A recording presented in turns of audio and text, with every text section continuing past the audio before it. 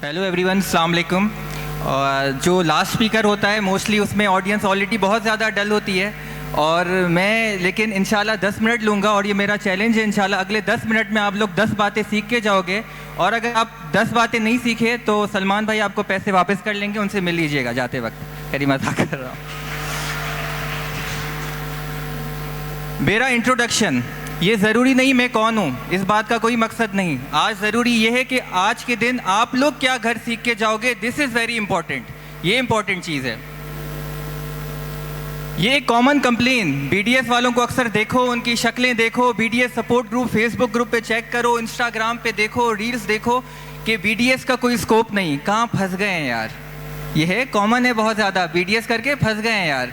तो एक सिंपल सी मैं बात कहूँगा कि अ ग्लास, ये मेरे बड़े मुझे टीचर कहा करते थे, a glass full of water, is there any space, कुछ चीज़ डाल सकते हो उसके अंदर? तो मेरा ऑब्वियसली जवाब होता था नहीं, कुछ नहीं डाल सकते। तो सामने उनका रिप्लाई आता था कि जाजिब गुलाब का पत्ता डाल सकते हैं, और फिर आगे वो कहा करते थे ऑक्यूपाई दिस स्पेस, और उसके बाद जो लाइंस कहा करते थे वो ये थी, no field is saturated, no person is ordinary, it's your extra effort which makes you extra ordinary.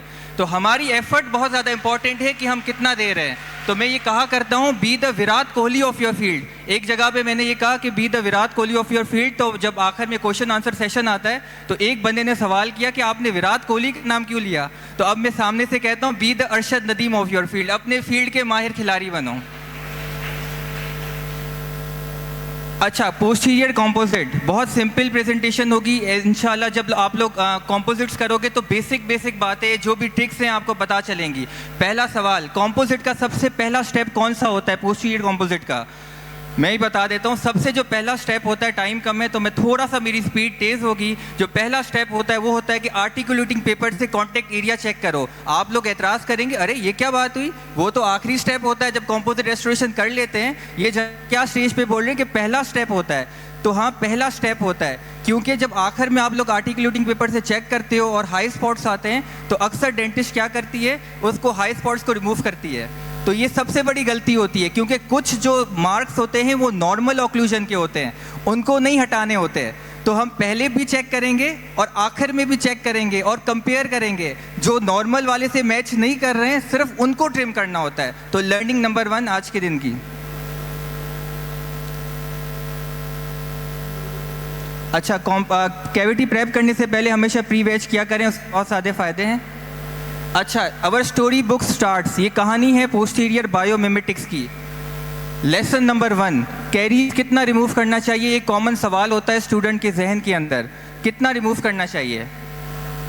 सबसे पहले कॉन्सेप्ट है पेरिफेरल सील जोन का। इस कॉन्सेप्ट का मतलब ये है कि आंखें बंद करके 2 से 3 मिलीमीटर तक तो सारी कैरीज ख़त्म कर देनी है, चाहे सॉफ्ट हो चाहे हार्ड हो। इस जुमले को सीरियसली मत लीजिएगा, आंखें खोल के रिमूव करनी है। 2 से 3 मिलीमीटर पूरी कैरीज रिमूव करनी है।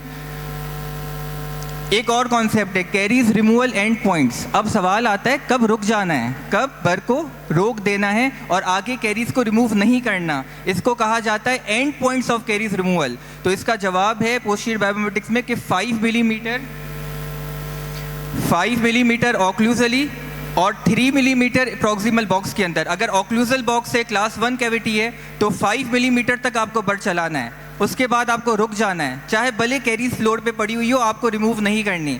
यहाँ पे आपको सिर्फ सॉफ्ट कैरीज रिमूव कर सकते हो, हार्ड कैरीज अब आपको रिमूव नहीं करनी। ये आपका एंड पॉइंट है। तो ये 5 मिलीमीटर ऑक्लूजली और 3 millimetre in the proximal box.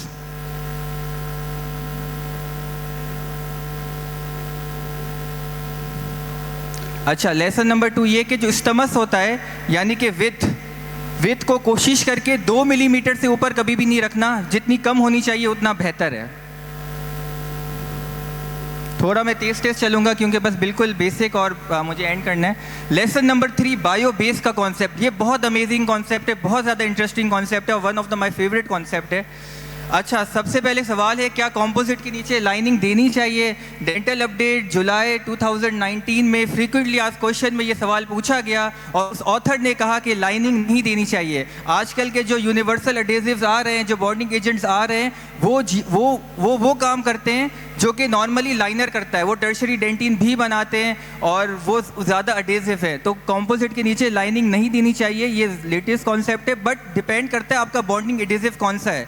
तो अगर वो यूनिवर्सल एडेसिव है, अच्छी क्वालिटी का है, तो लाइनिंग देने की ज़रूरत नहीं है। अच्छा, आते हैं एचिंग और बॉन्डिंग पर। आप लोग हमेशा क्या करते हो?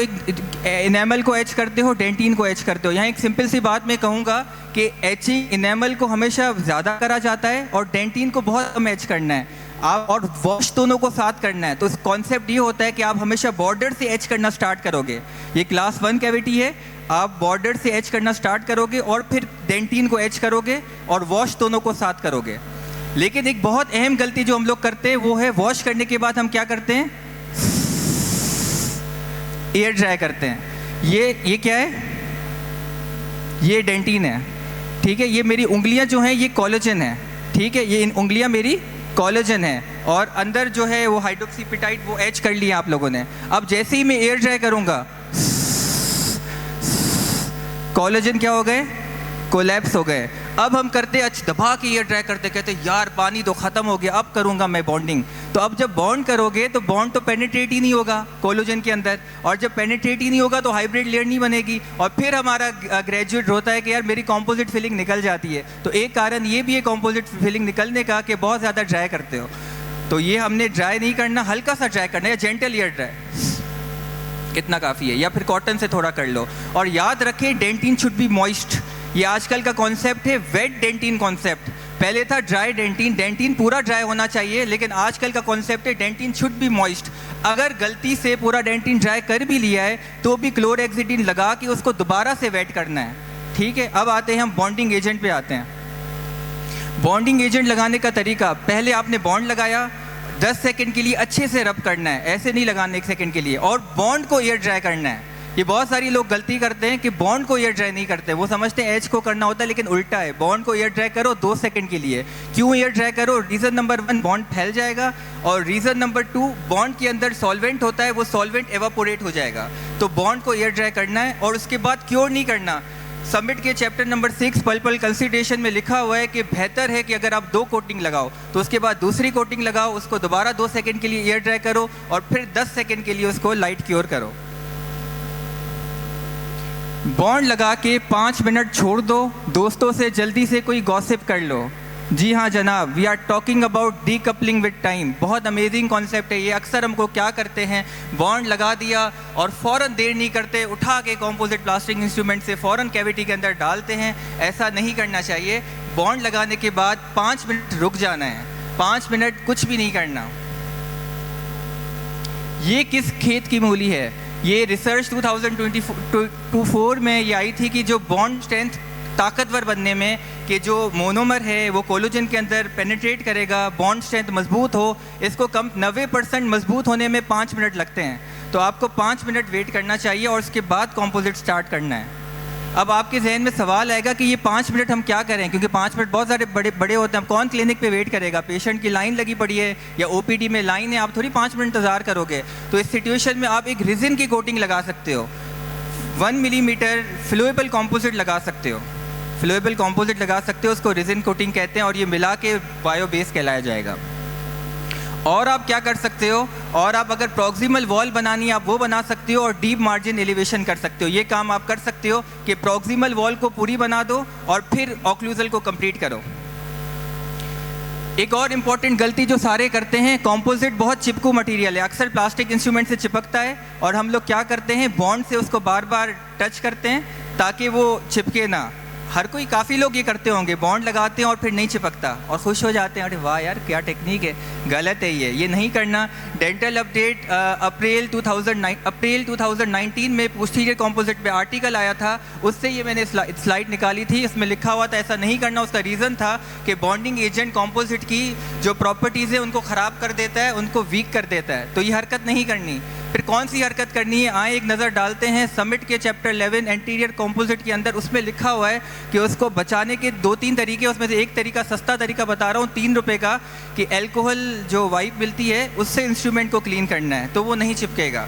तो ये एक तरीका, ये भी और भी 1-2 तरीके हैं, लेकिन उस पर अभी डिटेल में ज़्यादा बात करने का टाइम नहीं है। $1 million question number 1, deep margin elevation कैसे करते हैं? ये बहुत बड़ा टॉपिक है, इतने छोटे टाइम कवर नहीं हो सकता, लेकिन इस आर्टिकल में ये डेंटल अपडेट जनवरी 2021 का आर्टिकल था। इस आर्टिकल का नाम था सर्वाइकल मार्जिन रीलोकेशन, इसको दूसरा नाम है डीप मार्जिन एलिवेशन का दूसरा नाम है। इसमें लिखा हुआ था, इसकी ये मैंने पिक्चर कैप्चर की है, कि आपने पहले सिर्फ सेक्शनल बैंड लगाना है, सिर्फ सेक्शनल बैंड लगाया और उसको उंगली से पकड़ा। इस आर्टिकल में उन्होंने बताया सिर्फ उंगली से पकड़ा प्रेशर से, ना वेज लगाया है ना रिंग लगाई है, कंप्लीट मैट्रिक्स बैंड नहीं लगाया, सिर्फ बैंड लगाया है और उसको फिंगर से मजबूती से पकड़ा है। और फिर आपने स्नो प्लो टेक्निक की है। स्नो प्लो टेक्निक का क्या मतलब, थोड़ा सा फ्लोएबल लगाया, किस पर, जिंजाइवल फ्लोर पर, थोड़ा सा, उसको क्योर नहीं करा, उसके ऊपर कंपोजिट का एक इंक्रीमेंट लगाया और फिर क्योर करा। तो इससे क्या होगा कि एडॉप्शन भी अच्छी होगी और मार्जिन हमारी ऊपर आ जाएगी। फिर क्या करना है, सेक्शनल मैट्रिक्स को निकाल देना है और फिर प्रॉपर्ली सेक्शनल मैट्रिक्स प्रॉपर्ली जैसे लगाते हो वैसे लगाना है, लेकिन पहले डीप मार्जिन एलिवेशन करनी है। बहुत सारी टेक्निक्स है लेकिन टाइम नहीं है, तो मैंने सिर्फ एक ही टेक्निक पे बात की है, आगे चलते हैं। ये भी उसी डेंटल अपडेट 2019 के आर्टिकल में लिखा हुआ है कि टोफिल मायर यूज़ नहीं करना चाहिए अगर सिंगल वॉल है कॉम्पोजिट के लिए। अक्सर लोगों को मैंने देखा है टोफिल मायर यूज़ करते हैं क्लास 2 कॉम्पोजिट रेस्टोर करने के लिए। अगर सिंगल वॉल है तो सेक्शनल मैट्रिक्स आपको यूज़ करनी चाहिए, उससे कॉन्टेक्ट एरिया ज़्यादा बनता है और उसके बहुत सारे रीज़न से ज़्यादा डिटेल में नहीं जाना चाह रहा, but in short sectional matrix use करना है या टॉर्वीएम यूज़ करना है, दूसरे सिस्टम इस्तेमाल करने हैं, टोफिल मायर यूज़ नहीं करना क्योंकि वो स्ट्रेस जनरेट करता है।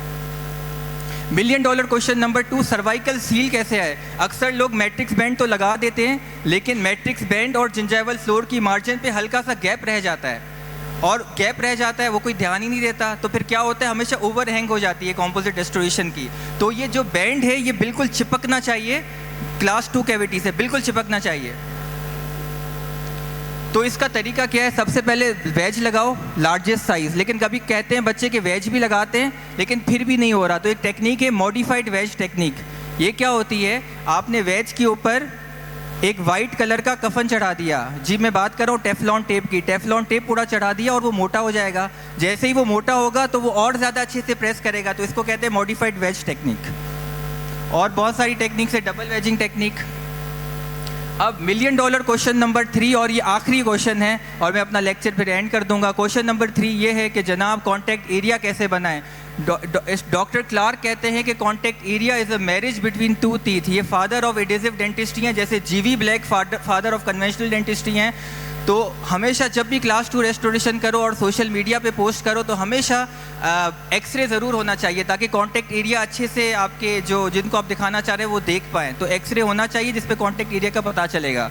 तो एक तो प्री वेजिंग टेक्निक है और एक है बल्क फिल कॉम्पोजिट इस्तेमाल करो और एक है सेक्शनल मैट्रिक्स इस्तेमाल करो। सेक्शनल मैट्रिक्स से कॉन्टैक्ट एरिया बहुत ज़्यादा अच्छा बनता है। ये रेफरेंस है डेंटल अपडेट अक्टूबर 2021। इसमें लिखा हुआ था कि फैक्टर्स कौन से हैं जो कॉन्टैक्ट एरिया को इन्हांस करते हैं, और नंबर 1 पे जो पॉइंट थी वो थी सेक्शनल मैट्रिक सिस्टम, नंबर 1 पे थी डेंटल अपडेट अक्टूबर 2021। इंकशाफ नंबर 3। अच्छा, क्या आखिर में बॉन्ड लगाना चाहिए, क्या ये सच है या झूठ है? आखिर में अक्सर लोग पूरी कॉम्पोजिट कर लेते हैं, फिनिशिंग कर ली, पॉलिशिंग कर ली, फिर क्या करेंगे, फिर आखिर में दोबारा बॉन्ड लगाएंगे और क्योर करेंगे और बोलेंगे वाह क्या ज़बरदस्त पॉलिश शाइन आ गई, मज़ा आ गया। तो ये नहीं करना। ये भी आर्टिकल की ही पिक्चर है, मेरा ख्याल है अप्रैल का ही आर्टिकल है डेंटल अपडेट्स की पिक्चर है। उसमें लिखा हुआ है कि शुड नॉट बी यूज्ड, और यूज़ क्या होना चाहिए, इसके बदले अलग से सरफेस सीलर्स आते हैं जिसके अंदर हीमा नहीं होता। यहाँ बॉन्ड के अंदर हीमा होता है, वो बेसिकली एब्जॉर्ब करता है वाटर को, तो बहुत सारे मसाइल हो जाते हैं। तो उसके अंदर हीमा नहीं होता तो आपको सरफेस सीलर्स अलग से आते हैं, वो इस्तेमाल करने, अदरवाइज रीबॉन्ड की कोई भी ज़रूरत नहीं है। Thank you so much. और आखिर में ये मैं कहना चाहूँगा कि आखिरी गो होम मैसेज है कि people will hate you, people will rate you, people will break you, but do not make excuses, बहाने, ये हो गया वो हो गया। It is always you who will make you, who will make you. Thank you so much. अस्सलाम वालेकुम।